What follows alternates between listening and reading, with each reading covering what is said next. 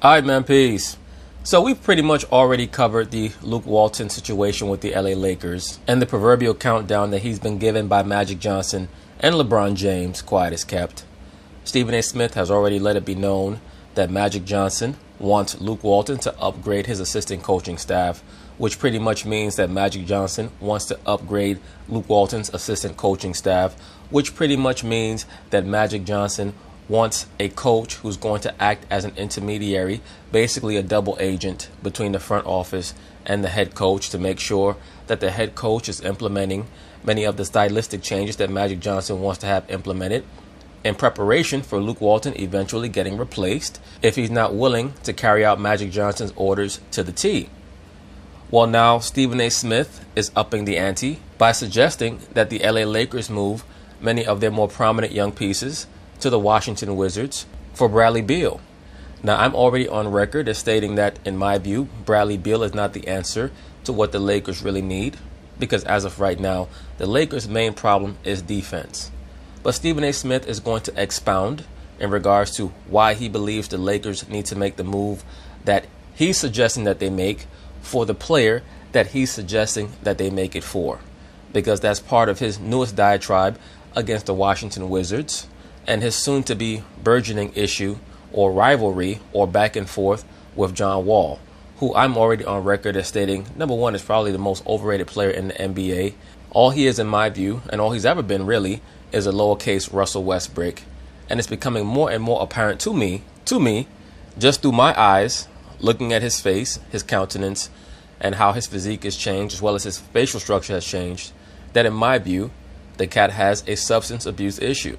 And when I say substance abuse, I'm not necessarily talking about drugs, even though it could be a little cocaine being snorted, but I'm not going to put that out there on the brother. But definitely he has an alcohol problem. And I think that eventually it's going to come out. It wouldn't surprise me if there are also some issues with drugs, but I'm just looking at his face, and I think that the man might have an alcohol issue that eventually is going to come out. Of course, everything that I'm saying is alleged. I hope that I'm incorrect. But of course, they're going to talk about it. I'm going to chime in.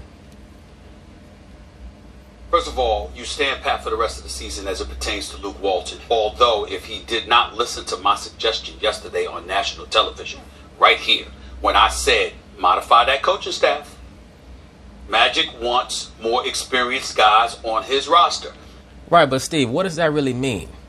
Luke Walton is not even an experienced guy. So how many experienced guys is he going to be able to recruit for his assistant coaching staff? If Magic Johnson is telling you to dispense to the mainstream audience at large on your television show that he wants Luke Walton to upgrade his coaching staff, what he really means is that Luke Walton is going to have to be very receptive to whoever it is that Magic Johnson suggests that he adds to his coaching staff. And whoever that person is will be the person that will eventually replace Luke Walton. It's not that difficult to figure out. I'm telling you that for a reason, Luke Walton. Listen, if you don't hear me, I don't know what to tell you. That's number one. Number two, let me put this out on Front Street right now, Max Kellerman. The Los Angeles Lakers, excuse me, I'm gonna wait. I'm gonna wait until we finish with that video. Not that the producers are doing anything wrong, but I want the camera looking at me when I say this. Brandon Ingram should be traded. Trade Brandon Ingram. Well, I think that the fight that Brandon Ingram had against the Houston Rockets pretty much was his sign-off that he's ready to be traded away from the Lakers. Am I saying that from the standpoint that that was a conscious decision that he made to try to get Rand off of the Lakers? Of course not. I believe that he wants to stay there. But certain moves that you make end up being very pivotal in regards to your future with a franchise. Just like any other relationship that you have in life, whether it be with your woman or in the workplace or what have you. You can make a decision that might be subconscious that will lead to the dissolution of your relationship down the line. It might set off a chain of events. And I think that Brandon Ingram was already on the trading block in the first place because he was probably their most marketable young piece that they were willing to let go of, along with Kuzma. And of course, you have Ball as well. But the good news with the Lakers is that they have so many young pieces that other teams may think they have a chance to refurbish and fit into their own system, that if the Lakers give them enough shine, enough light playing alongside LeBron, it might seduce another team to say, you know what, we'll give this young guy a chance on our squad. Pack package him. I don't care if it's with Lonzo, Kentavious Caldwell-Pope, as long as or it's not, both. as long as it's not. Or both. Oh. Trade them. That's right. As long as it's not Hart or Kuzma. Keep LeBron, Kuzma, and Hart. I don't give a damn who else you give up. But specifically, trade Brandon Ingram, package him with Kentavious Caldwell-Pope, Lonzo Ball, both throw. And to be quite frank with you, I think that, and of course the trade that Stephen A. Smith is about to bring forth is a possible trade to the Washington Wizards, where the Lakers would send Brandon Ingram and a couple of other pieces to the Wizards for Bradley Beal. And I think that that would not be a bad trade for the Lakers, particularly for Brandon Ingram going to the Washington Wizards. He has a very Eastern Conference style of game. He does not like to particularly sit outside the three-point line and take long three-point shots, even though we know that style of play has become very pervasive throughout the NBA, not just in the Western Conference. But he is a player who likes to work out of the mid-range. He still needs to put on some weight. But I think that it would actually do him well to be traded away from the Lakers, maybe to a quieter market where he could develop his skills. And if it was on a team that was more under the radar, he might become a better player than we think he can become. Because at this point, when we look at Brandon Ingram, how old is he? About 21, 22? If he stays on the Lakers, he's never going to be more than a 16-point per game guy. Maybe even less than that. Because we know LeBron's going to get the bulk of the shots. LeBron has to get his numbers. And there are so many other young, prominent wings on that team. I think that it would do him well to get traded. I think that it would do the Lakers well to trade him. But of course, that move is not going to be the be-all, end-all in regards to assisting the Lakers. But the Lakers have such a strange mix right now that really what they need is a defender. They need a guy like a Kawhi Leonard or a Jimmy Butler on that team to make up for the defensive deficiencies of Mr. L.A. Bron. Throw in a ball boy, a masseuse, somebody to do pedicures and all that again. My man almost said pedophile. That's a hell of a Freudian slip, isn't it? I'll give it a bag of cash if you have all this other stuff. All right, do all of that to the Washington Wizards for Bradley Beal. That's what you do, because I'm about to get into the Washington Wizards in just a second to tell everybody about that atrocity Stephen A. Smith about to have a stroke. that I watched last night. But before I do that, let me be clear. Brandon Ingram doesn't fit on this Lakers squad. I agree. Doesn't fit in the... I don't give a damn what Magic said. I think a lot of guys don't fit on that squad. As a matter of fact, I think that most of their players don't fit on that squad. Because this team for this season has been rolled out mostly for entertainment, not for winning. You know how much I love Magic Johnson. We go back a very, very long way. He was sitting right there next to you, Mac. And when he said Brandon Ingram, we were running out of time. What did I do, y'all? I looked right at him like, really? You looked right at him and said, nigga, please. Really? That guy? That's our second best player. Stop it. Nobody's buying that. Stop it, Magic. You fake HIV having ass. Nigga, please. That's what you said to Magic during the commercial break, right, Stephen A. Smith? And then Magic slapped the hell out of you and said, you better stop it. Stop talking to me like that. That's unbelievable. I do have HIV. At least I had it. Brandon Ingram could play. He is not a scrub, but he doesn't fit on this Lakers squad. The Lakers should trade him. Yeah. Package KCP, Lonzo if you have to. I don't think KCP has a ton of trade you value. do what you... Max Kellerman stated, I don't think that KCP has a ton of trade value. How about this, Max Kellerman? Kentavious Caldwell-Pope has no trade value whatsoever. Who the hell wants him on their squad? Do what you got to do. You call Ernie Grunfeld and the Washington Wizards because, damn it, wholesale changes need to take place in the nation's capital. Well, Stephen A. Smith is more concerned about the changes that need to take place in the nation's capital. But you have to understand something. When the Lakers make a trade, they have to win the trade. There are certain teams in the NBA that when they make a trade, they have to win the trade. And the Lakers are one of those teams. So it's going to be very interesting to see if they do send out any overtures to the Washington Wizards in pursuit of Mr. Bradley Beal. He fit in relatively well with the Lakers, but he would not be anywhere near enough to win a championship or to even put them over the hump. Once again, I've seen Bradley Beal for many years. He's a guy who gives you a very cheap 19 to 22 points per game. He thinks that he's better than he really is. He's an average defender. but he's not someone who shows up in big spots. He's the type of guy that even when he has a big performance in the playoffs, if he has 45 points in the game, he scores 38 in the first 3 quarters, and in the last quarter, the Wizards probably would have given up a 12-point lead, and he'll shoot 3 for 11 in the fourth quarter. That's the type of player he is. And I'm getting ready to go there. When Magic Johnson came on this show and was touting Brandon Ingram and Lonzo Ball, what did I say the next day or the next show? It may have been, was that a Friday show? The next show we came on. I said the fact that he's doing that tells me he's pumping those guys up because he's thinking about moving them. Absolutely. And that's what I've been saying since the preseason. And you're going to see that same dynamic with the Boston Celtics. They're giving Gordon Hayward a lot of playing time to show teams across the NBA that this commodity that we have, it's a usable commodity. He can play. He's not as good as he was his last season with the Utah Jazz. He'll never be that good again because he was not a transcendent athlete to begin with. But he is a piece that you can add onto your team. And say you're a team that has a lot of young pieces and you need a veteran to act as a mentor for many of your younger guys. Here you are, Gordon Hayward, and he still has another good 3 years left in the NBA. And that's what they're hoping the New Orleans Pelicans are going to buy into when they try to trade for Anthony Davis. Because he knows Kuzma and Hart, even if they have less upside, are already good NBA players. Like Josh Hart. And let me say this very quickly. And I know that Max Kellerman is talking about the Lakers, but if I'm Danny Ainge, I would even consider packaging Jason Tatum as well for Anthony Davis.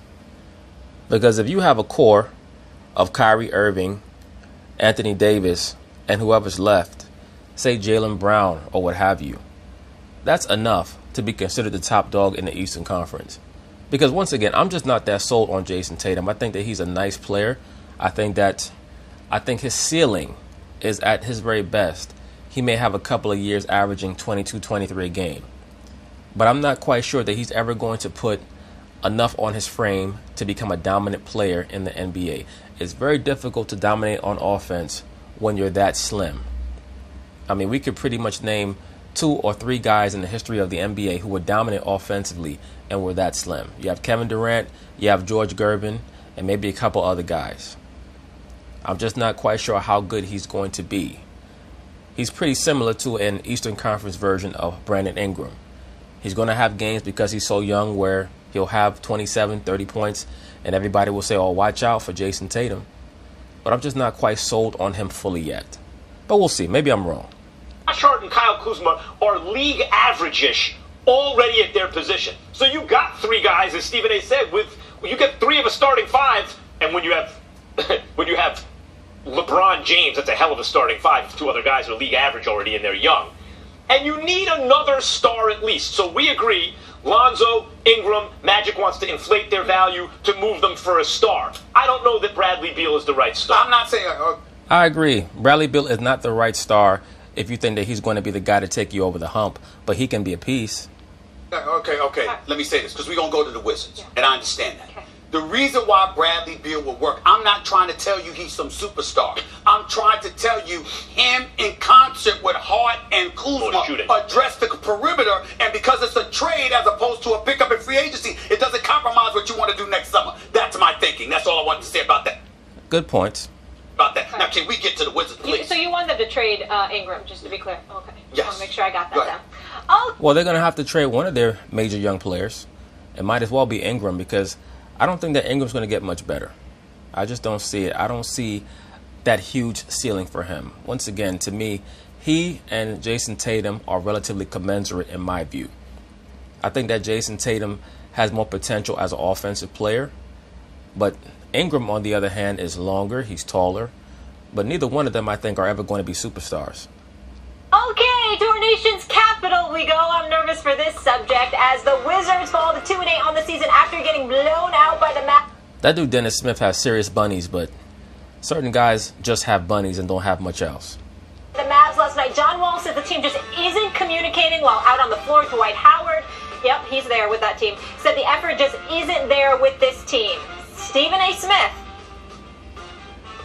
is it time to blow up the Wizards? Yes. I agree with Stephen A. Smith. Of course, he's about to detonate, but I agree with him. I've never been a fan of the Wizards' style of play. I think that it's antiquated.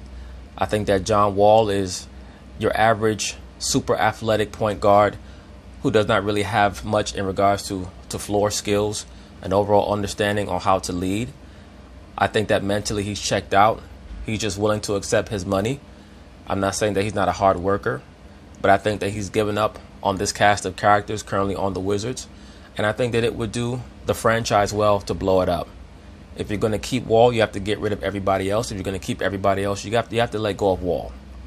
Because it was just way, way, way too revelatory that when he got hurt last season, everyone was so happy. They were so hopeful. And then when they started to lose even without him, it was like they got consigned to the fact that, okay, maybe we do need this guy. It's almost like someone who tried to break up with their significant other in hopes that they would meet someone who they would actually be more compatible with, but they failed. So now they said, okay, I'm just going to go back to this person and just be, and just have to learn to be content with this. Very, very, very bad mix with the Wizards. This team, Stephen A. Smith.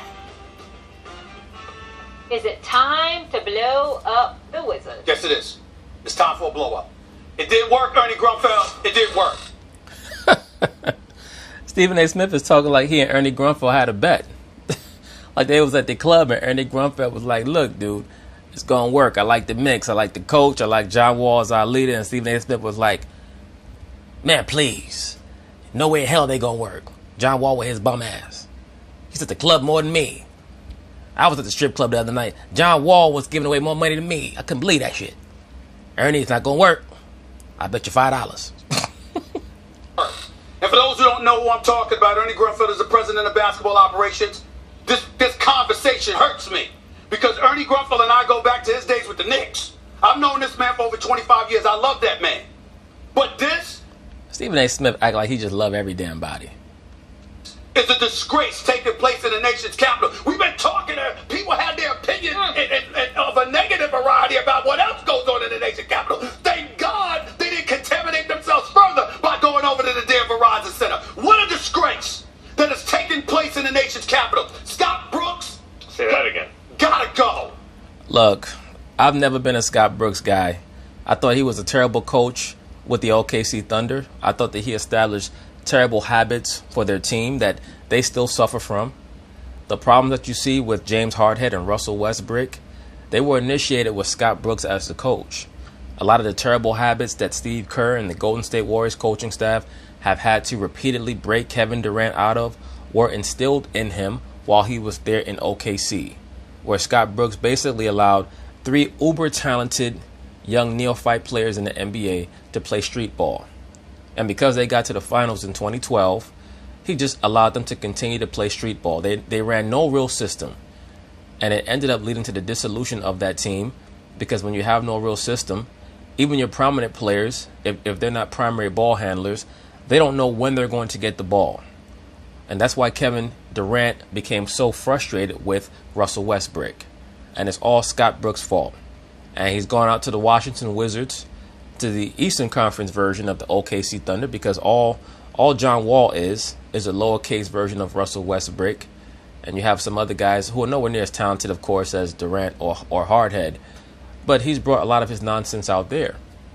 And you need a real system. Every team can be optimized if you have a coach who understands how to handle their personnel. And that's the difference between these fair to middling teams and the very good teams. Look at how Milwaukee has all of a sudden ratcheted up their play now that they have Budenholzer. Because he's brought a system in that allows many of the talented players on the Milwaukee Bucks who were not quite sure how good they were to maximize what they do. That's what a great coach does. He takes what a player can do, he maximizes it, and then he'll give them an errand to run. He'll say, I want you over the course of this offseason to expand your jump shooting range or improve your free throws. Keep doing what you're doing. We're going to put you in a great position to do what you do well, but this is what I want you to add to your game. And that's what a great coach can do, because Milwaukee was a team barely over 500 the last couple of years. They were a playoff team. And, of course, they've had one of the top 10 players in the NBA in the Greek Freak. Of course, now he seems to be elevating his play to now where we have to start considering him a top 5 player in the NBA. But that's what a coach can do. So Scott Brooks, to me, he's an assistant coach. He's not a head coach. let me be very clear. I've known Scott Brooks, like him. I'm not trying to say he can't coach. He is not the right man for this job. Agreed. This job requires a heavy hammer. Scott Brooks is one of the nicest guys you could ever meet. The problem with that is that unfortunately you don't like confrontation. And with the Wizards, you need confrontation. Let me tell you why, Max Kellerman, because I got the research. I told him to look it up. I went your route, man. I told him to look it up. He's just like you, Scott Brooks. He hates confrontation. The Wizards have a lot of knuckleheads on their team. They have Doc Rivers' son on that team, who's one of the most delusional players in the NBA. They have John Wall on that team, who once again I believe has substance abuse problems. I hope that I'm wrong about that. I'll say it again. I hope that I'm wrong about that. But just looking at that cat's face, he looks like somebody who's trying to wash his pain away in the bottle and the strip club. And I hope that it doesn't come out later on that I'm correct. But when I look at that dude's face, I know a drunkard when I see one. And it would not surprise me if he's dabbling in the booger sugar as well. But, we'll see. Everything I'm saying is alleged. And I hope that I'm wrong. Confrontation, please. Let me read it to you, man. Now, as you know, the Wizards are 2-8. That's the second worst work in the league. And please, ladies and gentlemen, give me time with this. Just get that. I don't even want to see the video of Scott Brooks. Get it off the screen, please. Come back to me. We don't need to see Scott Brooks. Look, I got a better looking suit than him anyway. Here's the deal. 2-8. They're the second worst team next to Cleveland. 26th in offensive efficiency. 28th in defensive efficiency. They're getting outscored by 10.3 points per game. Third worst in the NBA. Stephen A. Smith, you don't have to read up all these stats. When your record is 2-8 or 1-9 or 0-10, we pretty much know that when it comes to the stats, you're going to look terrible. They can't shoot. Shooting just 31.3% from 3-point. Well, they can shoot it. They just can't make them. Point range, which is fourth worst in the NBA. They don't rebound. They rank dead last. But it gets worse, Max Kellerman. I got John. Well, why worry about getting rebounds if you know you're going to miss the shot anyway? John Wall's contract right here. And let me give a shout out to Rich Paul because he deserves props for this. There's nothing better than an agent that gets you your money when it looks like you don't deserve it. Now, let's be clear, okay? John Wall here signed a 4-year super. Stephen A. Smith, let me stop you for a second, brother. Because the NBA is handing out these supermaxes like government cheese. So you can't say that John Wall doesn't deserve it. You get whatever you can negotiate. You deserve whatever you can negotiate or what you can bargain. So John Wall got the supermax. Leave him alone. I believe that if he's not working hard to show people that he quote unquote deserves the supermax down the line, it's going to be exposed. It's going to be revealed. So when you get that type of money, that amount of income, it is going to reflect in how you're scrutinized. So hopefully he understands that. Supermax deal for $169.3 million. Next season, it hasn't even kicked in yet. He's getting paid $37.8 next year, $40.8 the year after, $43.8 million the year after, and then has a player option. Stephen A. Smith, why are you hating? $46.9 million. Let that man get his money. If we're going to talk about him, let's talk about his performance on the court. If the Washington Wizards are dumb enough to give him that amount of money, that's on them. But there are plenty of players all across the NBA who are going to get the supermax. I'll put it like this. If you're a perennial all-star, you're going to get the supermax. We already know John Wall is a perennial all-star. So we know what his pay scale is going to be. It's not the worst contract on the team, by the way. Now listen, I like John Wall. No, you don't. John Wall is an all-star. John Wall can play. Then this year arrived. For some reason, a man that struggled with his perimeter shooting comes back and the shooting worse. I don't give a damn about the 46%. He can't get to the hole with the ease that he used to. He's actually bigger. He looks out of shape. He does look like he's about 10 pounds overweight. What reason is that for, Stephen A. Smith? Stephen A. Smith, you're a reporter, or at least you used to be. You have plugs, you have connections. You know what the deal is. I'm not a reporter. I don't have any connections. I just look at things and I allow my brain to talk to me and tell me what's going on. I'm looking at John Wall and I know what I'm looking at. I'm going to leave it at that. And that's a problem. So now you got that as a problem. Then you got him and Beal and not messing Well, he and Bill have not meshed for the last 4 or 5 years. That has not worked for a very, very long time. And Washington has tried to build them as one of the top backcourts. Yeah, their backcourt is talented, but they're not good. To be good, you have to have a strong rapport. One player has to understand that he is not the primary option. He's not the... Like, for example, in the early 80s, the great Isaiah Thomas used to average 22 points, 23 points per game, and 12 or 13 assists per game. But the Pistons were not very successful in the playoffs. They draft Joe Dumars, and in order for the Detroit Pistons, the bad boy Pistons, to elevate their level of play, Isaiah Thomas had to divest a lot of the prestige in the backcourt to Joe Dumars, and his points per game fell from about 21, 22 points per game to about 17 points per game. But that resulted in championships. It's John Wall or another player that I've cited in regards to this issue, Damian Lillard. Are they able to grasp that and understand that, and how that's going to create a reverberation in the success of their team? I don't care how good Damian Lillard is. He's not going to average 27 or 28 points per game and lead his team to a championship. It's just not going to happen. He's not Steph Curry, no matter how he might feel about his skill level or his skill set. The proof is in the pudding. Look at his shot proficiency. It's the same issue in Washington. Bradley Beal looks at John Wall and says to himself, not just that he's as good as John Wall, but that he's better than him. And you can't have that level of a cantankerous rapport between your starting guards and expect to be successful. Isaiah Thomas and Joe Dumars, they play seamlessly off of one another. They have to be the end sample for a starting backcourt if you want to be, if you want to be able to optimize your potential while you're in the NBA. You look at Golden State, what makes them go so well is that Klay Thompson never looks at Steph Curry with jealousy. And when Steph Curry understands that Klay Thompson is hot, he doesn't say to himself, I got to get mine in this game anyway. He just keeps giving him the basketball. And then beyond that, when you can shoot from the outside as well as the two of them can shoot, that takes away a lot of the frustration.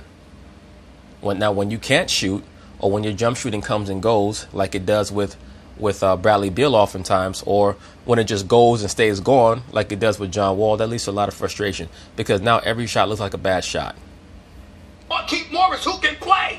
Otto Porter, he looks comatose half the damn time. And oh, by the way, Otto Porter don't give a shit. He got his money. He's good. He's in the midst of $112 By the way, million that's what I was going to say. $112 million. John Wall does not have the worst contract on that team. Listen, let me tell you something. You can say that, but what I said to you is that John Wall, he can ball, Molly. Yep. He clean. I'm listening. I'm all ears right now. I'm not questioning John Wall's abilities. I'm questioning his level of production. It ain't just your job to score. It's your job. Well, let's be for real, Stephen A. Smith. You're not questioning his abilities, and you're not even really questioning his production. What you're questioning is his outlook and his focus. That's why you mentioned his weight, and I noticed that myself. Even when he reported to the Olympic trials or the warm-ups that they had last summer, what made the rounds was that photo that he took where it looked like he just came off a bender. Their job to lead. To lead. They have no leadership. They have no chemistry. They don't even look like they want to play together. Don't get me started with hanging out together, because damn sure if I've seen it, okay? And I'm in the nation's capital enough. Trust me. If they were doing it, I'd know. So you're looking at that. Otto Porter looks comatose. Keith Morris isn't playing up to snuff. And that has a lot to do with your point guard and your lack of leadership. And it's bad enough that you got the Supermax deal, but it hasn't even kicked in yet. The nation's capital, when it comes to the sport of basketball, fresh off a Stanley Cup championship in hockey, has absolutely positively nothing to look forward to. This situation is an abomination.